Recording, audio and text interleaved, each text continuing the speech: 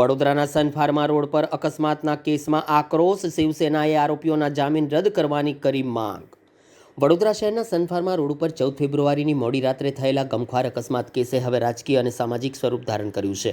પૂરપાટ ઝડપે દોડતી થાર કાર દ્વારા એક્ટિવા ચાલક યુવકને અડફેટે લેતા ઘટના સ્થળે જ તેનું કરુણ મોત થયું હતું, જેને લઈને શહેરમાં ભારે રોષ ફાટી નીકળ્યો છે।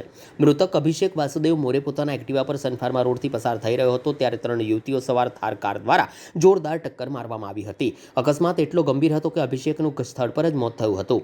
આ ઘટનાને લઈને વડોદરા શહેર શિવસેના પ્રમુખ દીપક પાલકરે પોલીસ કમિશનરને લેખિત અરજી પાઠવી આરોપીઓના જામીન રદ કરવાની માંગ ઉઠાવી છે। અરજીમાં ગંભીર આક્ષેપો સાથે મૃતકને ન્યાય મળે અને દોષિતો સામે કડક કાર્યવાહી કરવામાં આવે તેવી માંગણી પણ કરવામાં આવી છે।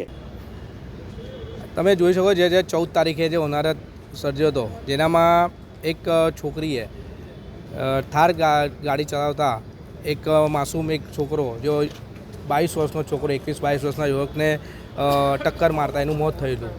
અભિષેક મોરે નામનો એ છોકરો આજે આપણી વચ્ચે નથી। હકીકત એ છે કે મુખ્યમંત્રી હોય કે આપણે ઉપમુખ્યમંત્રી હોય, અત્યારે ગૃહમંત્રી છે, એક જ વસ્તુ કહેતા હોય છે કે કાયદામાં રહેશો તો ફાયદામાં રહેશો। પણ સાહેબ, તમારા કાયદા જ એટલા મજબૂત નથી તો લોકો આ રીતે ફાયદો ઉઠાવી જાય છે। એટલે અમારું કહેવું એક જ છે કે કાયદા મજબૂત બનાવો, જેનાથી આવા લોકો છૂટે નહીં। અને બીજી વાત કે ગાડીનો FSL રિપોર્ટ હજુ સુધી આવ્યો નથી।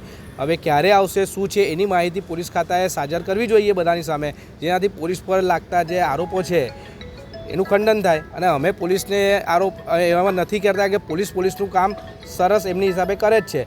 મેન જે ભૂલ છે આ સરકારમાં, ભારતીય જનતા બેઠેલા સરકારની છે કે એ લોકોએ કાયદા મજબૂત નથી બનાવ્યા। એટલે કાયદા મજબૂત નથી બનાવતા આ લોકો છૂટી જાય છે। પોલીસો ચિઠ્ઠીની ચાકર છે, પોલીસ શું કરશે? પોલીસ કાયદામાં રહીને જ કામ કરતી હોય છે। પણ અમારું એક જ કહેવું છે પોલીસ ખાતાને કે જે FSL રિપોર્ટ છે તાત્કાલિક ધોરણે એનું કરવામાં આવે, ક્યારે આવશે એ કહેવામાં આવે। અને એનામાં જો ઓવર સ્પીડિંગ બતાવતી હોય ગાડીમાં એનામાં, તો પછી એની જામીન અરજી તાત્કાલિક જે તમે આપી છે એ રદ કરવામાં આવે।